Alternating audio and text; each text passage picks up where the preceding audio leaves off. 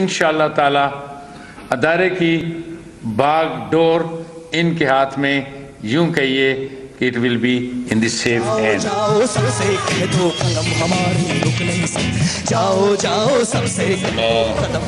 आइन का दिफा It is his strong commitment to the terms of his oath to dispense justice without fear and favor. बिस्मिल्लाहिर्रहमानिर्रहीम, अस्सलाम वालेकुम। कैपिटल टॉक में खुशामदेद। चीफ जस्टिस इफ्तिखार अहमद चौधरी 8 साल तक सुप्रीम कोर्ट में बतौर चीफ जस्टिस अपना वक्त गुजार के अब रिटायर हो रहे हैं। ये 8 साल कैसे गुजरे, इन 8 साल में उन्होंने क्या खोया क्या पाया, और इन 8 साल में पाकिस्तानी कौम ने क्या खोया क्या पाया, इस पे हम बात करेंगे। और अब हमारे साथ मौजूद हैं जनाब जस्टिस रिटायर्ड तारिक महमूद साहब, सुपार के साबिक सदर, जनाब अंसार अब्बासी साहब, द न्यूज़ के एडिटर इन्वेस्टिगेशन, कयूम सिद्दीकी साहब, जियो न्यूज़ के सीनियर कॉरेस्पॉन्डेंट, और कराची में हमारे साथ मौजूद हैं जनाब मजहर अब्बास साहब, Pakistan federal union of journalist के साबिक सेक्रेटरी जनरल और सीनियर तज्जिया निगार हैं। तारिक महमूद साहब, आज इफ्तिखार चौधरी साहब रिटायर हो रहे हैं, तो आप जो उनका 8 साला दौर है बतौर चीफ जस्टिस, उसको मजमूई तौर पे उस आपसे अगर पूछा जाए कि क्या खोया क्या पाया, तो आपका क्या जवाब होगा? पाया ये कि देखें, मौलवी तमीज़ुद्दीन से अगर आप अपनी हिस्ट्री शुरू करें तो 9 मार्च 2007 तक एक पीरियड है, और इसमें ज़्यादातर मिलिट्री इस्टेब्लिशमेंट रही और सिविल ब्यूरोक्रेसी भी रही, और वो वक्त हमें याद है। और चूँकि एक वक्त पर मैं ख़ुद भी जुडिशरी का हिस्सा था, तो मुझे ये पता है कि ये डीसी भी टेलीफोन किसी को कर देता था तो उसको भी ऑनर किया जाता था। एनीवे, तो वो जो नेक्सस था, वो एग्जेक्टिव से जो आज़ादी है वो तो डेफिनेटली हासिल हुई है, इसमें कोई शक नहीं। और वो जो एग्जेक्टिव में फिर दोनों आ गए, मिलिट्री एस्टेब्लिशमेंट भी किसी हद तक आई, तो मेरा ख्याल है एस्टेब्लिशमेंट से तो इन्होंने अपने आप को आज़ाद करवा लिया है, और ये रिवर्स नहीं होगा, क्योंकि देखें चीज़ें जब आगे चली जाती हैं इस हद तक रिवर्स नहीं होगा। अच्छा, अंसार अब्बासी साहब, इस वक्त इस्लामाबाद में जो वकला हजरात हैं वो एक मशल बरदार जुलूस निकाला हुआ है, और आपको नज़र भी आ रहा है कि चीफ जस्टिस इफ्तिखार अहमद चौधरी साहब जो हैं वो आज रिटायर हो रहे हैं, और वकला मशल बरदार जुलूस निकाल के उनको अलविदा कह रहे हैं। तो ये जो वकला का आखिरी दिन तक उनके साथ खड़ा होना है, ये तो एक अपनी जगह की हकीकत है, लेकिन दूसरी हकीकत ये भी है कि कुछ वकला उनसे नाराज़ भी हैं, और कुछ वकला ने बाकायदा उनके खिलाफ कंपेन चला रखी है। ये क्या वजह है? जो माजी के दुश्मन थे वो दोस्त बन गए, जो माजी के दोस्त थे वो दुश्मन बन गए, इसकी क्या वजह है? देखें, बेसिकली कुछ हमारे वकला ये समझते हैं कि इंडिपेंडेंस और जुडिशरी का जितना भी मसला हुआ है ये उनकी वजह से हुआ है। वो बहुत बड़े हीरोज़ अपने आप को, वो कहते हैं ना कि थिंकिंग हाई ऑफ देमसेल्व्स, वो अपने आप को बहुत बड़ा समझते हैं। प्रॉब्लम ये था कि उनकी ये ख्वाहिश थी कि ये सुप्रीम कोर्ट हमारी मर्ज़ी से चले, फैसले हमारी मर्ज़ी के आएँ। यू टर्न्स उनकी अपनी ज़िंदगियों में देखें, इवन ये 2-3 सालों में इतने बड़े बड़े यू टर्न्स लिए उन्होंने कि जिसकी कोई इंतहा नहीं, लेकिन हज़म नहीं कर सके इस चीज़ को, बिकॉज ये बहुत बड़ाई की बात होती है कि फ़र्ज़ करें मैं जाता हूँ कोई केस लड़ता हूँ और मेरे कद को नहीं देखते, वो ये नहीं देखते कि इस शख्स ने जुडिशरी के इंडिपेंडेंस के लिए क्या किया है, वो ये देखते हैं कि ये फैसले की मेरिट्स क्या हैं और हमने फैसला क्या देना है केस, किसी भी केस के मतलब। सो इस बुनियाद के ऊपर बहुत से हमारे जो वकला हजरात हैं, जो बहुत बड़े जिनको कहते हैं, उनकी नाराज़गी हुई। लेकिन अदरवाइज़ कुछ ऐसे भी लोग थे जिनके गवर्नमेंट्स के साथ या पॉलिटिकल पार्टीज़ के साथ बहुत करीबी ताल्लुक, और जब पॉलिटिकल पार्टीज़ नाखुश तो उनको अपने पॉलिटिकल कैरियर को बचाने के लिए अपनी एक स्टांस लेना पड़ा ताकि हमारा पॉलिटिकल कैरियर बच जाए, और यही कुछ हमने देखा। अदरवाइज़ मैं आपको बताऊं, जो सवाल आपने तारिक साहब से किया, मेरा ख्याल है कि सबसे बड़ा इनका किरदार, एक तो अवेयरनेस दी, इस मुल्क को इंडिपेंडेंस जुडिशरी दी, इन्होंने पाकिस्तान को बचाया है। मैं आपको बता दूं, पिछले 5 साल में जिस किस्म का रूल, आप करप्शन देख लें, बैड गवर्नेंस देख लें, जो एग्जेक्टिव का रोल था, जो हमारी पार्लियामेंट का रोल था, और जो ओवरऑल इस मुल्क को बचाया है चीफ जस्टिस ने और इनकी सुप्रीम कोर्ट ने। और अब आगे, और सिर्फ एक बात नहीं, नेक्सस एग्जेक्टिव के साथ भी तोड़ा और नेक्सस इन्होंने एस्टेब्लिशमेंट के साथ भी तोड़ा, वरना तो हमेशा हमारी जुडिशरी एग्जेक्टिव और इस्टेब्लिशमेंट के इशारों पे नाचते रहे और हर बड़े शख्स को अपने सामने सबमिट करवाया। अच्छा, कोई सेक्रेट काउ आज के पाकिस्तान में कोई सेक्रेट काउ उन्होंने नहीं छोड़ी। बिल्कुल ठीक है। अच्छा कयूम साहब, आपसे मैं सवाल करने से पहले मैं आप एक छोटी सी बात, मैं इनको मुबारकबाद देता हूँ। वैसे मैं इनको मेरी तरफ से मुबारकबाद, जो मर्जी लोग अपना गुस्सा निकाल रहे हैं, अपनी भड़ास, उन लॉयर्स में भी शामिल हैं, कुछ पॉलिटिशियंस भी जो अपना गुस्सा किसी और में, लेकिन व्हाट यू हैव डन, एक जर्नलिस्ट का काम ही यही होता है और एक जर्नलिस्ट को करना ही यही चाहिए, वरना जर्नलिज्म का फायदा क्या? मुझे अच्छा, जो एक वकील साहब प्रेस रिलीज के अलावा क्यों काम करते हैं यार? ठीक है, परेशान कर दिया लोगों को। अंसार साहब, आज एक वकील साहब ने काफी तनकीद किया है कयूम साहब पे भी और इनके चैनल पे भी, तो उनका क्या मसला है, जरा देखिए एतजाज हसन साहब क्या कह रहे हैं। ये सुप्रीम कोर्ट के लिए लम्हा फिक्रिया है। मैं बार बार बहुत मरतबा मैंने चीफ जस्टिस साहब से मुलाकातों में ये कहा कि खुदारा ऐसा ना हो कि एक कौम के एक बहुत बड़े हिस्से को आपसे इंसाफ की तवक्को ही ख़त्म हो जाए। आज हमारी जमात ये समझती है कि पाकिस्तान पीपल्स पार्टी के लिए सुप्रीम कोर्ट की जानिब रुजू करना अबस है। प्राइम मिनिस्टर आते जाते रहते हैं और हमने तो पहले भी इस प्राइम मिनिस्टर के हक में कोई स्टेटमेंट्स नहीं दी, मगर this is the beginning of an end of a democratic process. तो मैं आपसे ये अर्ज करना चाहती हूँ कि आज जब अदालतें अपने फैसले अखबारात पढ़ के और आपके टीवी देख के करें, तो फिर मेरा ख्याल है कि वो हम वकीलों को भी चाहिए कि हम अपनी जो बहस है वो आपकी टीवी पे आके कर दिया करें, ताकि ये टीवी से ही सुन लिया करें। अच्छा कयूम साहब, टेलीविज़न से और मीडिया से जो नाराज़गी है वो काफ़ी पुरानी है और ये एक इल्ज़ाम लगाया जा रहा है जिसका कि आसमा जहांगीर साहबा ने कई दफ़ा जिक्र किया है कि जज हजरात टीवी के टॉक शो देखकर अपने फैसले करते हैं और टिक्कर्स के लिए वो कुछ रिमार्क्स देते हैं। कुछ लोग समझते हैं कि वो ये बात दुरुस्त है, आपका क्या ख्याल है? देखिए मेरी बात सुने अहमद मीर साहब, इसमें जुडिशरी का क्या कसूर है? मेरी ड्यूटी है एक हाई प्रोफाइल केस, अगर रेंटल पावर का केस चल रहा होगा, उसकी जब प्रोसीडिंग हो रही होगी उसको मैं दूंगा, मैं रिपोर्ट करूंगा। ये मीडिया का काम है। आर्टिकल 19A है, खुले कमरे के अंदर ओपन सारी प्रोसीडिंग्स हो रही हैं, उसके अंदर सवाल जवाब हो रहे हैं और उसके ऊपर कोई ऑब्जर्वेशन आती है तो हम उसको रिपोर्ट कर रहे हैं। ये मेरा काम है। जजेस का काम है कि वो उस केस को देख रहे हैं, उस केस के अंदर क्या हो रहा है, उस केस के अंदर अगर कहीं प्राइमा फेशियाई बदनीति नजर आ रही है, अदालत ये कहती है, ये ऑब्जर्वेशन देती है, तो मैं रिपोर्ट करता हूं। अगर किसी वजीर आजम को कंटेम्प्ट का नोटिस जाता है तो मैं उसको, जाहिर है मैं उसको रिपोर्ट करूंगा।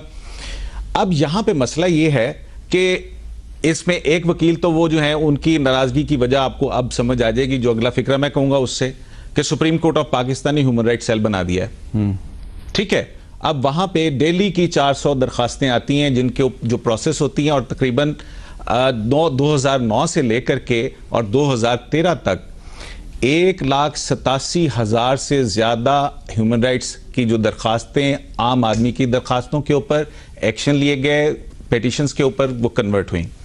दूसरी बात जो है, एक और साहब हैं, अब अभी हाल ही के अंदर सुप्रीम कोर्ट ऑफ पाकिस्तान ने जो है वो एक जजमेंट दी है और उस जजमेंट की वजह से बहुत सारे लोग, क्योंकि वो एक्चुअली वो जजमेंट एक कार्टेल के खिलाफ है कि एक ऐसे शख्स को वो एलपीजी का जो है वो कॉन्ट्रैक्ट दे दिया जाता है जो कि सिरे से ही गलत होता है, जो बिडिंग पार्टी में नहीं था, जिसने अर्नेस्ट मनी भी नहीं जमा करवाई हुई थी, और फिर उसके बाद मुख्तलिफ कानून बना करके मुशर्रफ के दौर के अंदर ये दिया गया था और फिर फायदे जो हैं वो लिए गए और एक मखसूस ग्रुप ने फायदे लिए।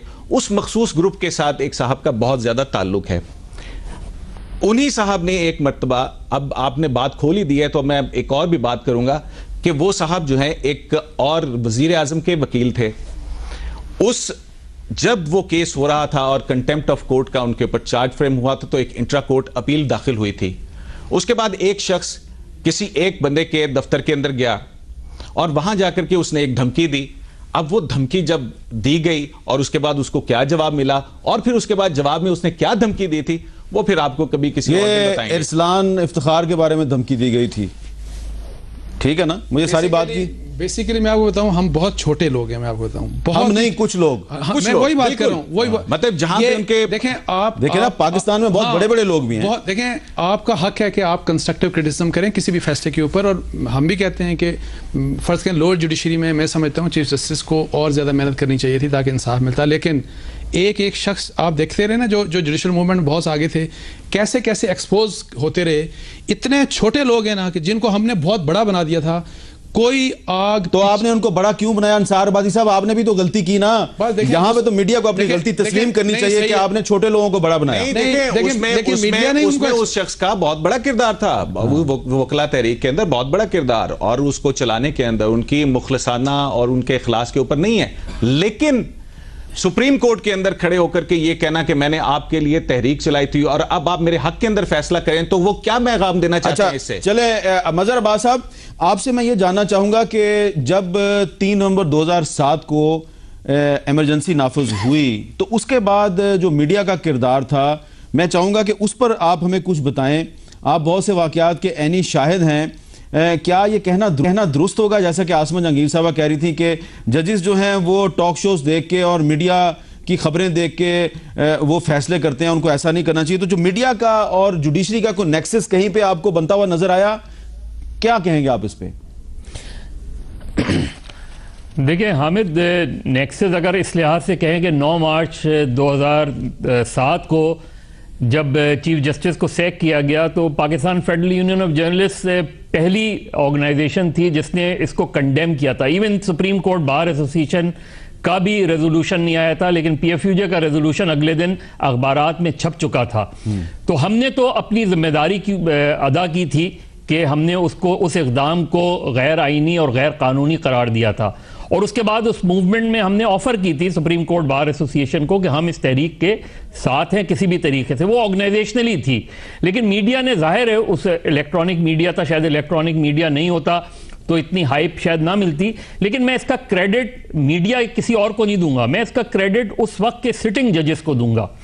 देखिए, कभी भी पाकिस्तान की तारीख में ऐसा नहीं हुआ कि सिटिंग जजेस ने किसी एक डिक्टेटर या किसी रूलर के खिलाफ उस सुप्रीम कोर्ट के चीफ जस्टिस के साथ जाके सॉलिडेरिटी शो की, जो सिंध के जजेस ने जाके हैदराबाद में उनकी तकरीब अटेंड की, और वहां से उस मूवमेंट को जो है एक ज्यादा टेम्पो मिला, और मीडिया ने जाहिर है उसको कवरेज की। मुझे अच्छी तरह याद है कि जब मीडिया पे आप भी उधर थे, इलेक्शन कमीशन के बाहर जब लाठीचार्ज हुआ था और बड़े तादाद में लोग जख्मी हुए थे, अगले दिन चीफ जस्टिस ने कॉल कर लिया, सारी फुटेज मंगवाई, और उसके बाद जब वो फुटेज चलवाई जाने लगी तो उन्होंने कहा कमरा अदालत को खाली करने का हुक्म दिया।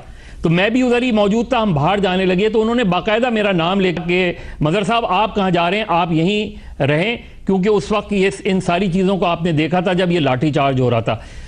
तो मुझे ताज्जुब हुआ कि उनको मेरा नाम भी याद था, और उसके बाद उन्होंने वो फुटेज दिखाई और उसके बाद एक्शन भी हुआ। तो मीडिया और उस मूवमेंट का बिल्कुल साथ रहा, और इस पे मेरा ख्याल है किसी चैनल को शर्मिंदगी नहीं है कि हमने एक डेमोक्रेटिक मूवमेंट का साथ दिया, कल भी दिया, आइंदा भी देते रहेंगे ऐसी मूवमेंट का।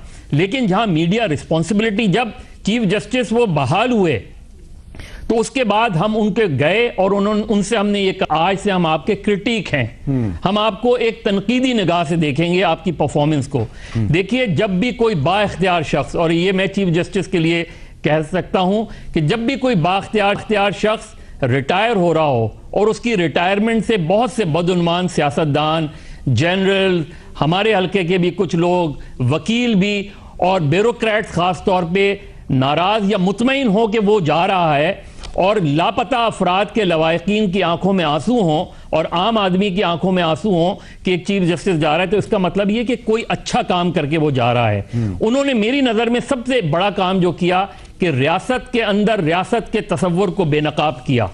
और आप इसका अंदाजा इससे लगा सकते हैं कि वजीर आजम को, वक्त के वजीर आजम को उन्होंने अदालत में तलब किया और वो पहुंचा और उसको नाअहल भी करार दिया, सब कुछ किया, लेकिन वो आखिरी वक्त तक आईजीएफसी को अदालत में पेश नहीं करवा सके जी, तमाम तर उसके बावजूद। और ये इसकी तहकीकात होनी चाहिए कि वाकई वो मेडिकली अनफिट थे या नहीं थे। चले इस पे बाद में बात करते हैं। हमारे साथ कोयटा के एक सीनियर मौजूद हैं, जनाब मुनीर अहमद काकड़ साहब, उनके साथ बात करते हैं। अस्सलाम वालेकुम मुनीर अहमद काकड़ साहब। वालेकुम अस्सलाम हामिद साहब। मुनीर अहमद काकड़ साहब, इफ्तिखार चौधरी साहब का ताल्लुक बलोचिस्तान से है, आज वो सुप्रीम कोर्ट से रुखसत हो रहे हैं, तो जो बलोचिस्तान के वकला हैं वो उनके क्या जज्बात हैं आज? सबसे पहले मैं तो आपका शुक्रिया अदा करता हूं कि आपने अपने प्रोग्राम में मुझे बात करने का मौका दिया। जहां तक बलूचिस्तान से चीफ जस्टिस साहब की ताल्लुक है, इसमें कोई शक नहीं है। चीफ जस्टिस साहब के हवाले से हमारे यहाँ कुछ बात इस तरह चीजें थे जिसपे हमारे उसके साथ असूली इख्तिलाफात थे।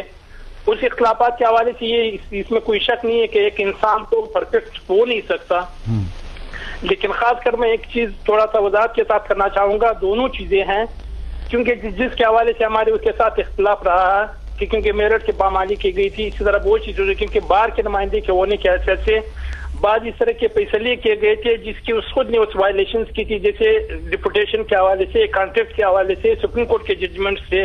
उसी जजमेंट के हवाले से इसने खुद इसकी वायलेशन करके रजिस्ट्रार सुप्रीम कोर्ट को जो है कॉन्ट्रैक्ट में रखा था। ये इस तरह की चीजें थी जो डबल स्टैंडर्ड था, मेरे हिसाब से वो गलत है। जहां तक इसके अलावा चीफ जस्टिस का ये भी एक रोल है, मैं इसको भी अप्रिशिएट करता हूं, इससे भी मेरे ख्याल में हकायक छुपाने की बात नहीं होनी चाहिए। जहां तक मिसिंग पर्सन की बात की है, अभी मेरे ख्याल में आपके मदर साहब ने भी उसी से आपके मैं सुन रहा था, मिसिंग पर्सन के हवाले से जो बात चीफ जस्टिस ने जितना काम उसके लिए किया था, मेरे ख्याल में आज तक उसमें किसी ने काम नहीं की थी। गो के मिसिंग पर्सन के खानदानों के लिए तो कुछ रिलीफ उसको नहीं मिला, लेकिन ये एक बात रोजरेशन की तरह यहाँ हो गई कि इस जजमेंट मिसिंग पर्सन के केस में सुप्रीम कोर्ट ने इस चीज को हाईलाइट कर दिया कि इस मुल्क के अंदर, स्टेट के अंदर एक स्टेट मौजूद है। अभी मजहर साहब ने एक बात की कि एक इलेक्टेड प्राइम मिनिस्टर को तो उसने अदालत के अंदर रिप्रेजेंट करके उसको सजा भी दी गई, लेकिन एक वर्क के जनरल, एक इदारे के जनरल को आज तक उसको पेश नहीं कर सका। और उसकी पेश न होने से आप इस अंदाजा लगा ले कि हमारे मुल्क की अलमिया क्या है कि एक इदारे के सरबराह का एक इदारे में, जो हमारे कॉन्स्टिट्यूशन के अंदर मुल्क के अंदर एक मुल्क के तीसरा सुकून, जो सुकून कहते हैं, पिलर जो है, उसमें पेश होना, जवानों की मोरल कम होना, ये एक अलमिया है। तो ये इस बात में मैं इसको अप्रिशिएट करता हूँ। इस सारे दुनिया को एक दिखा दिया गया कि हमारे मुल्क के अंदर एक स्टेट मौजूद है जो इसको इदारों को पनपने नहीं दिया जाता। बहुत शुक्रिया मीर अहमद काकड़ साहब, बहुत बहुत शुक्रिया आपका। तारिक महमूद साहब, इस पे आप क्या कहेंगे कि चीफ जस्टिस साहब की लोग खूबियां भी बयान कर रहे हैं, कुछ खामियां भी बयान कर रहे हैं, लेकिन ये कहा जा रहा है कि जी एक सिटिंग प्राइम मिनिस्टर को तो उन्होंने डिस्क्वालीफाई कर दिया और एक और प्राइम मिनिस्टर को उन्होंने तलब भी कर लिया अदालत में, लेकिन जो बावर्दी जर्नैल हैं उनसे वो मिसिंग पर्सन्स बाजियाब नहीं करवा सके। एक बात तो देखे ना, यही एक बात तो है कि मेरा ख्याल IGFC एक आध दफा पेश हुआ था कराची में, आई थिंक सो जी, ये एक अदला खटक भी पेश हुआ है और उन्होंने अंडरटेकिंग दी थी। और लेकिन बात ये देखें, एक बात हमें जहन में रखनी चाहिए कि मिसाल के तौर पर जो सुप्रीम कोर्ट है वो डिक्लेरेशन ही दे सकती है, ऑर्डर ही दे सकती है, एग्जीक्यूट करना जो है वो सिटिंग गवर्नमेंट का काम है। और देखें, कानून और आइन की जब बात होगी कि वो इदारे फिर उनके अंडर है, ये फिर इल्ज़ाम जो है अगर एक लिहाज से देखा जाए तो ये फिर गवर्नमेंट पर जाता है, ये उनको उनकी प्रेजेंस को उनको एश्योर करना चाहिए था। बाकी आपने रही जो तनकीद वाली बात है, देखें तनकीद में मैं आपको बात हूँ, मैं भी तनकीद कर भी सकता हूँ, कर भी दूंगा। ये जो तनकीद हो रही है ना इस वक्त, मैं भी आपको 2-4 पॉइंट बता सकता हूँ कि कौन कौन सी बातें हैं जो कि शायद नहीं होनी चाहिए थी। ये तनकीद उन पर नहीं हो रही, ये इस हवाले से उस पर हम बात कर रहे हैं, मैं कम से कम बात कर रहा हूँ कि देखें ये इतना कुछ आपने अचीव किया और ये बहुत ज़्यादा था उस हवाले से, जैसे कि मैंने कहा रिलीज़ करवाया अपने आप को। उसके बाद यह बात को छोटी छोटी बातें थी, वो गलतियां नहीं होनी चाहिए थी। और अब बात यह है कि आने वाले जज मैं समझता हूँ बहुत खुशकिस्मत हैं, मैं जो तसद्दुक़ जिलानी साहब और नासिर मुल्क साहब इस हवाले से बहुत खुशकिस्मत है कि एक नया स्ट्रक्चर मिला है, लेकिन साइमल्टेनियसली उनको ये भी पता चल गया है कि ये 1, 2, 3, 4 पॉइंट ऐसे थे जो नहीं होने चाहिए थे, और वो उनका भी ये काम, और जो बज़ाहिर मुझे आसान लगते हैं, वो अगर इनको वो ये काम कर लेंगे, और यकीनन मुझे लगता है वो करेंगे, तो अब यकीन जाने कि आने वाले जो जुडिशरी है, मुझे लगता है कि वो शायद उसका एक ज्यादा बेहतर रूप निकलेगा।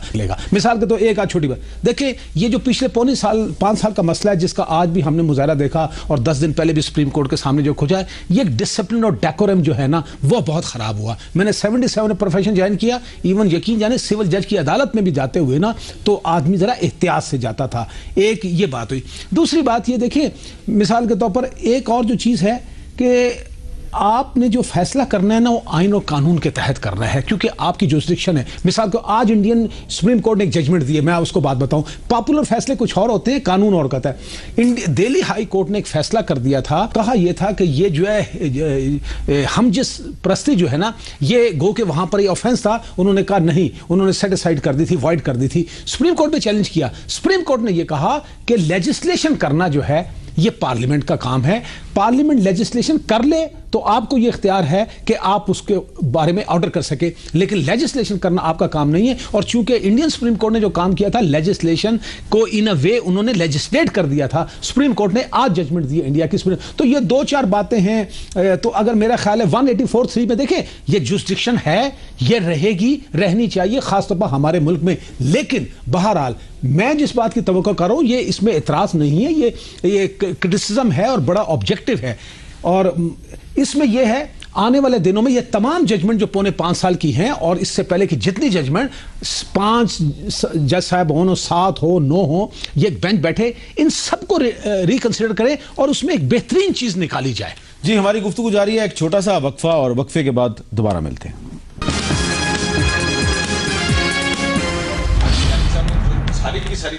वक्फे के बाद गुफ्तगू में दोबारा खुशामदीद। अंसार बाजी साहब, ये जो पिछले 8 साल गुजरे, इसमें खास तौर पे जो 2008 से लेके और 2012 के दरमियान जो 4 साल थे, तो इन 4 सालों के दौरान इफ्तिखार चौधरी साहब के बारे में मीडिया पर बहुत कुछ कहा गया, आज भी कहा जा रहा है। और वो लोग जो पहले परवेज़ मुशर्रफ के साथ थे, वो आज भी इफ्तिखार चौधरी साहब की किरदार कुशी कर रहे हैं। लेकिन इसमें कुछ ऐसे लोग भी शामिल हो गए जो कि कहते थे कि हम परवेज़ मुशर्रफ के साथ नहीं हैं। तो कुछ तनकीद जो इफ्तिखार चौधरी साहब पे होती रही माजी में, मैं उसकी कुछ आपको झलकी दिखाऊंगा और फिर एक सवाल करूंगा, लेकिन पहले वो तनकीद देखिए। क्या जनरल अहमद शुजा पाशा साहब का वो स्टेटमेंट आप लोगों की नजर के सामने नहीं है, जब आप तमाम अकाबरीन जो है पार्लियामेंट के अंदर ज्वाइंट सेशन में मौजूद थे और वहां मैंने सवाल किया था कि जनरल साहब आपने कितने तालिबान रेड हैंड गिरफ्तार किए, तो उन्होंने कहा 922 तालिबान रेड हैंड गिरफ्तार किए। तो मैंने उनसे सवाल किया कि वो कहां हैं, तो उन्होंने कहा जी हमने अदालतों में भेजे थे।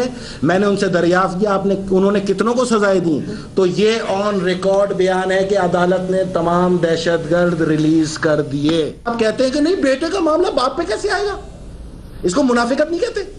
ऑफ कोर्स इफ्तिखार चौधरी तुम जिम्मेदार हो, इस्तीफा दो। मैं इफ्तिखार चौधरी से और पीसीओ जजेस से इस्तीफे का मुतालबा करता हूं, और अगर तुम लोगों ने इज्जत से इस्तीफा नहीं दिया तो ये फर्जंदे पाकिस्तान तुम्हें निकाल के अदालत से बाहर फेंकेगा। अच्छा जी, ये फर्जंदे पाकिस्तान ने कहा कि मैं आपको अदालत से निकाल के बाहर फेंकूंगा, लेकिन वो उनको अदालत से निकाल के बाहर नहीं फेंक सके।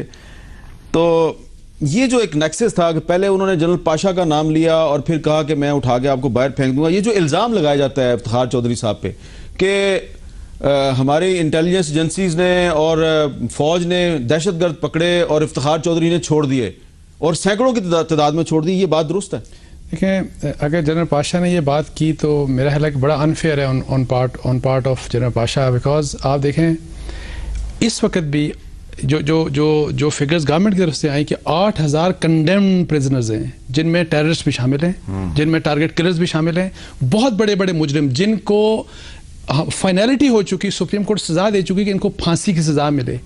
पिछले 5 साल से पिछली गवर्नमेंट ने भी, ये जो अभी बोल रहे थे, इनकी गवर्नमेंट ने उनको सजाएं नहीं दी और अभी भी मियां साहब की गवर्नमेंट ने सजाएं नहीं दे रही। वो सजा, यही तो रोना है। आप देखें कि बाकिर साहब, जस्टिस बाकिर साहब, चीफ जस्टिस जो सिंध हाई कोर्ट के हैं, वो बार बार कह रहे हैं कि हम सजाए मौत देते हैं और आप सजाए मौत के ऊपर अमल दरामद नहीं करते। सो आप अमल दरामद तो आप कर नहीं रहे हो। दूसरी बात, पेश इमाम साहब सॉरी। अच्छा, दूसरा मैं आपको बताऊं, एक और जो बड़ा इंपॉर्टेंट बात है कि जब तक इन्वेस्टिगेशन और प्रोसिक्यूशन ठीक नहीं होगी, अब मिसिंग पर्सन्स का तो अलमिया यही है ना कि वो हमारी एजेंसीज की नज़रों में वो सारे के सारे मुजरिम हैं, सारे के सारे कातिल हैं।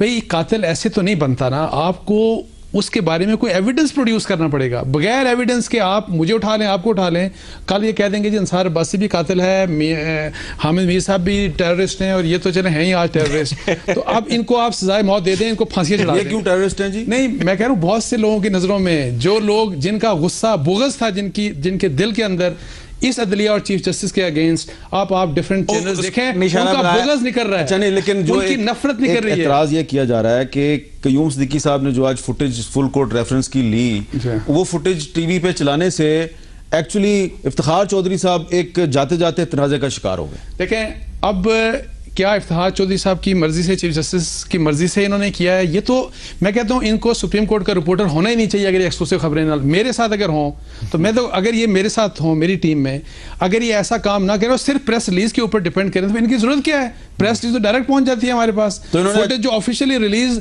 जो जो जो जो जो फुटेज होती है वो भी पहुंच जाती है। इन्होंने कोई इलीगल काम नहीं किया। देखें, लीगैलिटी जर्नलिस्ट जर्नलिज्म करता है, जर्नलिस्ट कानून फैसले नहीं देता और ना ही कानून को देखता है कानून क्या कहते हैं। हमने ईमानदारी के साथ, या तो इनका कोई अपना वेस्टेड इंटरेस्ट हो कि जी इन्होंने कोई साजिश करनी हो, हमने ईमानदारी के साथ जर्नलिज्म करनी है तो हमें जर्नलिस्ट ही रहने दें। अगर हमने कानून की खिलाफ वर्जी की है तो जो बहुत बड़े बड़े फन्ने खान जो समझते हैं अपने आप को और बोने से हैं, हाँ। वो बोने जाएं कोर्ट में, ले जाएं इनको कोर्ट में, बिल्कुल जियो को ले जाएं कोर्ट में ले जाएं। आप कोर्ट में जाने के लिए तैयार हैं? बिल्कुल तैयार हैं। हम किसी चैनल को जवाब दे नहीं, क्योंकि मैं उनका एम्प्लॉय नहीं हूँ, ठीक है ना, पहली बात। और उनके तो बुग़्ज़ की मैंने बताया ना यार, कार्टेल्स टूट रहे हैं, शख्सियात जो हैं उनकी जो बुत हैं वो गिर रहे हैं। जो बोने आप उनकी बोनागिरी देखें, एक मिनट छोटी सी बात, बोनागिरी देखें, हमें मुझे भी आपको भी कई दफा कुछ लोगों ने कहा होगा, यकीन करें गालियां देते थे आसिफ अली ज़रदारी साहब को और बेनज़ीर भुट्टो को, गालियां देते थे कि ये इनसे बड़ा करप्ट है कोई नहीं, फिर जाके उन्हीं के कदमों में गिरते हैं। कोई खुदा का खौफ करें, अल्लाह को जवाब देना है। अच्छा, ये कैसी सियासत है यार? अच्छा मज़हर अब्बास साहब, आप एक इंडिपेंडेंट जर्नलिस्ट हैं, ये बताइए कि ये क़य्यूम सिद्दीकी साहब पे आज इल्ज़ाम लगाया जा रहा है कि जी ये फुल कोर्ट रेफरेंस की फुटेज ले आए, फुटेज इन्होंने जियो टीवी पे चलवा दी, उससे जनाब इफ्तिखार चौधरी साहब जाते जाते एक बहुत बड़े तनाज़े का शिकार हो गए और इन्होंने नादान दोस्त का किरदार अदा किया। आप इस पर क्या कहेंगे? देखिए हामिद, इसमें दो चीज़ें हैं। एक तो ये कि ज़ाहिर है जो कोर्ट रिपोर्टर्स हैं, क्या उन्होंने एक आध दिन पहले रजिस्ट्रार से कोई मुलाकात की थी और सुप्रीम कोर्ट से ये मालूम किया था कि इसकी कवरेज कैसे होगी, क्या हम कैमरा ले जा सकते हैं, नहीं ले जा सकते, या पाकिस्तान टेलीविज़न के ज़रिए हम लिंक लेंगे जो आमतौर पे होता रहा है प्रेसिडेंट या पीएम हाउस में, उस तरह होगा। दूसरे ये कि अगर उन्होंने ऐसा किया था और उनको ये जवाब मिला था कि नहीं कवरेज नहीं होगी तो अलग बात है, उनको ये जवाब मिला था कि हाँ हम लिंक दे देंगे, वो अलग बात है, उनको ये जवाब मिला था कि नहीं बिल्कुल कवरेज नहीं होगी, वो बात है। तो वो कोर्ट रिपोर्टर्स बता सकते हैं कि क्या रजिस्ट्रार या सुप्रीम कोर्ट की इंतज़ामिया से ये बात हुई थी। फिर आज सुबह क्या हुआ, आज सुबह क्या कुछ लोग, कुछ रिपोर्टर्स अपने कैमरामैन को अंदर ले जाने की कोशिश की कि उन्होंने कोशिश की और उनको रोका गया। ये सारी चीज़ें अगर हुई हैं तो फिर जाहिर है सुप्रीम कोर्ट की इंतज़ामिया इसकी जिम्मेदार है कि उन्होंने ये किस तरीके से एक को अलाउ किया, दूसरों को अलाउ नहीं किया। लेकिन अगर मैं, जिस तरह बहुत से, मुझे याद है नवाज शरीफ का केस चल रहा था तो हम बाकायदा अपनी बेल्ट के नीचे जो है वो मोबाइल रख के ले गए थे, हालांकि मोबाइल अलाउ नहीं था। सिर्फ ये कि स्टोरी ब्रेक करनी है, फौरी तौर पे हमारे पास टाइम नहीं है कि हम वापस जाएं और मोबाइल छीने। तो हम भी से कुछ रिपोर्टर्स ने ऐसा किया कि क्योंकि रेस अगेंस्ट टाइम का मसला था, हमने नीचे अपने बेल्ट के नीचे मोबाइल रखा और उसको साइलेंट करके हम अंदर घुस गए और इसलिए वहीं से कोर्ट रूम से हमने स्टोरी ब्रेक कर दी। कानूनन अगर चाहते तो जज को पता चलता या सिक्योरिटी वालों को पता चलता तो हमें सजा दे सकते थे, लेकिन ऐसी सजा के लिए मैं तैयार हूं कि जिसकी बिना पे मैंने कोई स्टोरी ब्रेक की और उसके नतीजे में मैंने कोई कानून अगर तोड़ा है जो उनके रूल्स हैं, तो ठीक है मैंने स्टोरी ब्रेक कर दी, आप मुझे सजा दे दें, मुझे ये सजा कबूल है। लेकिन अगर वाकई सुप्रीम कोर्ट में कोई ऐसी डायरेक्टिव दी गई थी और उसको उन्होंने बाकी लोगों के लिए पाबंदी लगाई और एक के लिए पाबंदी नहीं लगाई, तो क़य्यूम सिद्दीकी जिम्मेदार है। लेकिन अगर क़य्यूम सिद्दीकी ने खुद अपने कॉन्टैक्ट्स के जरिए, अपनी सोर्स के जरिए कहीं से घुस के उसने वो चीज़ हासिल कर ली और उसको मिल गई, तो वो मेरा ख्याल है क़य्यूम सिद्दीकी का क्रेडिट है। जी क़य्यूम सिद्दीकी साहब, आपसे मैं ये पूछ नहीं सकता कि आपने किस तरह किया, क्यों किया, क्या किया, लेकिन आपने कहीं कानून की खिलाफवर्जी तो नहीं की? देखें, कानून की खिलाफवर्जी मैंने कहीं भी नहीं की है। अच्छा, बिल्कुल। देखें, बात सुने, सब लोग क्या रहे हैं, एजम्पशंस के ऊपर बात कर रहे हैं। कोई विटनेस, कोई अब कुछ, मतलब मुझे बताए ना कि यार ये कोई ये अच्छा, मैं भी देखता हूँ रोजाना तस्वीरें खींच रही थी, अंदर मोबाइल फोन लेके घुसे होते हैं, वहीं से खबरें भेज रहे होते हैं, खबर ब्रेक कर रहे होते हैं, तो खुद भी लॉ तोड़ते हैं और आपको भी कह रहे हैं लॉ तोड़ा है। मुझे भी कह रहे हैं लॉ तोड़ा है। बात की ना बड़ी वैलिड है कि मैं जब गया, आप देखें मियां साहब के उस के जी मैं बेल्ट के अंदर, ये देखें, ये अगर ऐसा काम नहीं करेंगे तो जियो को इनको सैक कर देना चाहिए। यार क्यों सैक करवा रहे हैं? नहीं, ये तो काम है इनका, खबर लेके आए। अगर ये खबर नहीं, आप चाह रहे हैं कि ये आइंदा भी ऐसे तड़का लगा रहे हैं, ये मरवाएंगे। नहीं, आप यकीन रखिए, आइंदा ऐसी हरकतें हम बिल्कुल जारी रखेंगे। इसीलिए तो जियो नंबर 1 चैनल है। बिल्कुल नंबर 1 चैनल है। और फिर मैं दूसरे अपने जो मेरे बड़े मोअज़्ज़िज़ दोस्त हैं, जो पहले तो कैमरे के ऊपर कहते रहे कि यार हमारी यार वो बेल्ट बचानी है यार, इसलिए हम कर रहे हैं, लेकिन कयूम सिद्दीकी तू कम बड़ा चंगा गीता ही। अच्छा, आपके दोस्त ये कह रहे हैं? बिल्कुल, और वो मेरे दोस्त, और फिर मैं उनको फिर मुतनब्बे कर रहा हूं, मतलब मैं उनको मुतनब्बे करके कह रहा हूं फिर एक्सक्लूसिव आने वाला है, बच के रहना। अच्छा, तारिक से ताल्लुक जियो से नहीं है, लेकिन मदर साहब ने देखें कितनी जबरदस्त एक प्रोफेशनल जर्नलिस्ट। मदर साहब ने बड़ी ईमानदारी की बात की है, ऑनेस्ट ओपिनियन दिया है। तारिक महमूद साहब, आप इसका कैसे तजिया करेंगे? ये कयूम साहब को आप भी जानते हैं। नहीं, देखें, बात बड़ी सीधी सी है। मैं इसमें कयूम या नो कयूम की बात नहीं है। जो मदर साहब ने जिस सवाल है उसमें मैं सिर्फ इतना ऐड करूंगा कि ये चूंकि मामला जहां तक मुझे इतला मिली है कि शायद चूंकि ये इसको इशू को उठा लिया गया है, तो शायद किसी लेवल पर इस बात को सुप्रीम कोर्ट की इंतजामिया देख रही है। तो चूंकि ये मामला वहां पर देखा जा रहा है, तो मेरा ख्याल ज्यादा बात नहीं करनी चाहिए, ताकि ये सामने बात आए तो पता तो चले कि एक्चुअली हुआ क्या है। अच्छा, चलें कयूम साहब, अब हम वापस आते हैं। ये बताएं कि जी जो आपने 8 साल तक इफ्तिखार चौधरी साहब को कवर किया, कोई हमें ऐसा वाकया सुनाए जो कि लोगों को नहीं पता, उनकी कमिटमेंट के हवाले से, उनकी अज़्म इस्तिक़लाल के हवाले से, कोई ऐसी बात हमें बताएं कि जो लोगों को नहीं पता। अच्छा, एक बात मैं कह दूं, क्योंकि मेरा कोयटा से ताल्लुक है, ये 8 साल से जानता है, मैं बहुत अरसे से जानता हूं। मैं एक पाकिस्तान के, देखो माइनस पॉइंट है, वो कोई फरिश्ता नहीं था, ठीक है ना, बहुत सी गलतियां की, और अगर गलतियां नहीं करती तो शायद बहुत आगे जाता। एक जो है ना, एक मिसाल के तौर पर आप देखें, ये बहुत गरीब आदमी था, ठीक है ना जी। मैं भी उसी स्कूल का, टाटबोरी के स्कूल का पढ़ा हूँ, ठीक है, और तालीमी कैरियर विद अटमोस्ट रिस्पेक्ट को ऐसा शानदार नहीं था, मेरी तरह ही था, ठीक है ना। सिर्फ प्रोफेशन में आके मेहनत की। और तो जो मैं एक मैसेज इसके जरिए कन्वे करना चाहता हूँ वो ये कि बात ये है कि ये एक आम आदमी भी पाकिस्तान का ये बात अब सोच सकता है कि इफ्तिखार चौधरी जैसा एक फर्द जो कि इंतहाई गरीब आदमी था, टाटबोरी के स्कूल का पढ़ा हुआ था, कोई एक्स्ट्रा ऑर्डिनरी एजुकेशन नहीं थी, वो भी पॉसिबली इस मकाम तक पहुंच सकता है। चीफ जस्टिस ऑफ पाकिस्तान बनना किसी भी वकील के लिए ख्वाब होता है। अच्छा, कयूम साहब, मैंने ब्रेक भी लेनी है, लेकिन जल्दी से कोई हमें कोई, वो हरी मिर्च बहुत शौक से खाते हैं, हरी मिर्च बड़े शौक से, बहुत शौक से खाते। तो ये तो अकबर बुख्ती साहब भी हरी मिर्च शौक से खाते थे, और इफ्तिखार चौधरी साहब अकबर बुख्ती के दोस्त थे। अकबर बुख्ती साहब ने उनको सबसे पहले एडवोकेट जनरल बनाया था, तो इसलिए हरी मिर्च जज बनने में भी उनका हाथ था, उनको जज भी अकबर बुख्ती साहब ने बनाया था। लेकिन आप ये देखें कि इफ्तिखार चौधरी साहब जो है, क्योंकि उनका अकबर बुख्ती से जाती ताल्लुक था, इसलिए कभी उन्होंने अकबर बुख्ती केस में कोई सो मोटो एक्शन नहीं लिया। देखे ना, ये भी एक ईमानदारी की बात है। वक्फे के बाद दोबारा मिलते हैं।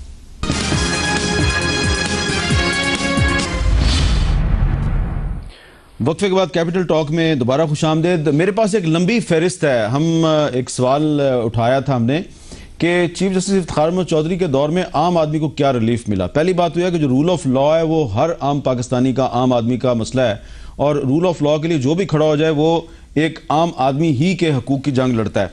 लेकिन मैं बहुत सी आपको मिसालें गिनवा सकता हूँ कि पेंशनर्स का केस था, सियालकोट में 2 भाई कत्ल हो गए, उनका केस था, कराची में सरफराज शाह कत्ल हो गया, उसका केस था। इसी तरह बहुत से मामलात हैं कि आम आदमी जिनकी के एक्सेस नहीं है सुप्रीम कोर्ट तक, वो सुप्रीम कोर्ट तक नहीं पहुंच सकते, भारी फीसें देकर वकील नहीं कर सकते। चीफ जस्टिस इफ्तिखार अहमद चौधरी साहब ने सो मोटो एक्शन लेके और उन मुकदमात को उठाया और मुलजमान को सजा दिलवाई।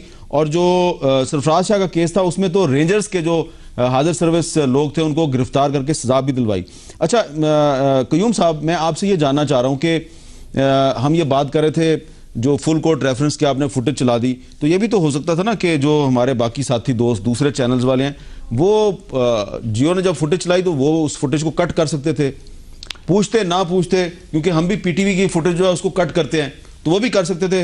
लेकिन वो कुछ ज़्यादा ही नाराज से नज़र आते हैं और मैं उनकी नाराज़गी में मज़ीद तबसरा नहीं करना चाहता। लेकिन ये मैं आपसे पूछना चाहता हूँ कि इस नाराज़गी में फुल कोर्ट रेफरेंस की बहुत सी जो बातें हैं वो मीडिया तक नहीं पहुँची। अब आप हमें प्रोग्राम के आखिर में कोई ऐसी बात बता दें जो कि हमारे बाकी चैनल्स ने नाराज़गी में वो रिपोर्ट नहीं की, लेकिन वो लोगों को पता चलनी चाहिए। हमें ये सब बहुत शुक्रिया। बिल्कुल ये इनका था कि वो दिखा देते, ये मुझसे कहते कि यार कयूम में जैसे बाकी खबरें लेते हैं तो मैं कह देता कि हाँ यार ये ले लें, फुटेज ले लें, आपके पास आपको भी चाहिए आप भी ले लें, वो कोई ऐसी बात नहीं है। दूसरी बात, अब फिर ये कहेंगे कि जनाब ये जियो ने फिर एक्सक्लूसिव दे दिए। अब जियो का है ही एजाज ये कि जियो एक्सक्लूसिव काम करता है, जियो का एजाज है कि जियो नंबर 1 चैनल है, जियो के कारकुन मेहनती हैं। आज जस्टिस तसद्दुक हुसैन जिलानी ने एक बहुत अहम बात पहली मर्तबा की है, जिस पे चीफ जस्टिस ने कहा कि मुझे भी ये नहीं पता था। जस्टिस तसद्दुक जिलानी उस बेंच के रुकन थे, आपको याद होगा, chief justice versus president of Pakistan, जिसमें चीफ जस्टिस पाकिस्तान के खिलाफ रेफरेंस दाखिल किया गया था, और 17 जुलाई 2007 का वाकया है, जिसमें जिस बम ब्लास्ट के अंदर जख्मी होते हुए हम भी बचे थे।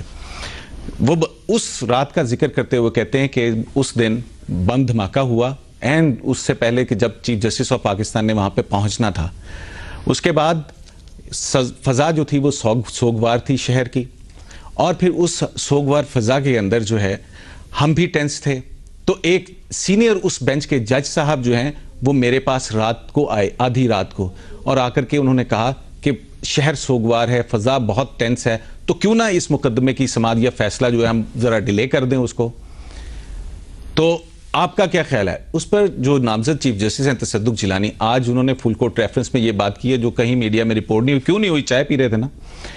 उन्होंने कहा कि मैंने उन जज साहब को जवाब दिया कि ये इनको कोर्ट को धमाके से उड़ाने दें, अगर हमें फैसला सड़क के ऊपर शाराए दस्तूर के ऊपर बैठ के देना पड़ा तो हम देंगे।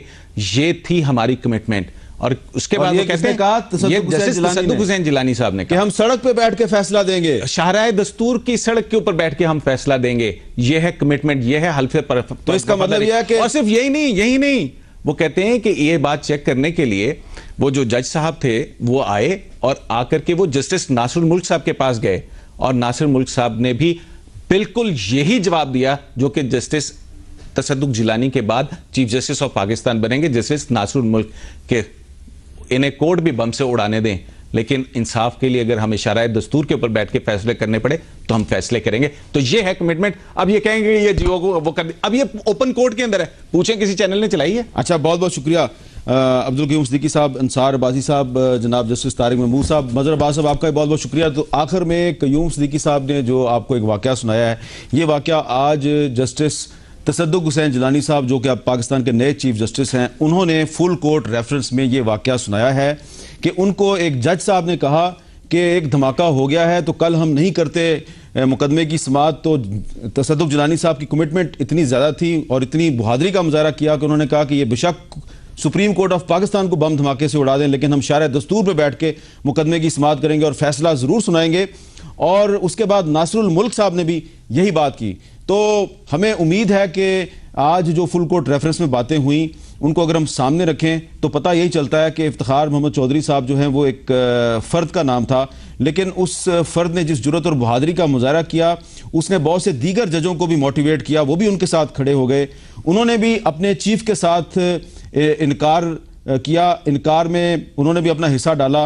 और अब इफ्तिखार चौधरी साहब रिटायर हो गए हैं, लेकिन उनकी रिटायरमेंट के बाद भी जो उनके इनकार का सिलसिला है वो लगता यही है कि वो चलता रहेगा। और ये इनकार होगा जो जुल्म है और जुल्म करने वाली ताकतें हैं उनकी ताकत के सामने झुकने से इनकार होगा, और अवाम के जो हकूक हैं उनको आगे बढ़ाने का सिलसिला और उनको अलम को बुलंद करने का सिलसिला जारी रहेगा। और अगर कोई ये समझ रहा है कि इफ्तिखार चौधरी साहब चले गए और अब वो खुलेआम मनमानी कर सकेंगे, तो शायद उनको गलत फहमी है, क्योंकि जस्टिस तसद्दुक हुसैन जिलानी और जस्टिस नासिरुल मुल्क साहब की जो कमिटमेंट का वाक़या क़य्यूम सिद्दीकी साहब ने हमें बताया है, इससे हमें उम्मीद रखनी चाहिए कि इफ्तिखार मोहम्मद चौधरी साहब सुप्रीम कोर्ट से चले गए हैं, लेकिन वो सुप्रीम कोर्ट में ही आपको नजर आएंगे। मुझे दीजिए इजाज़त, अल्लाह हाफ़िज़।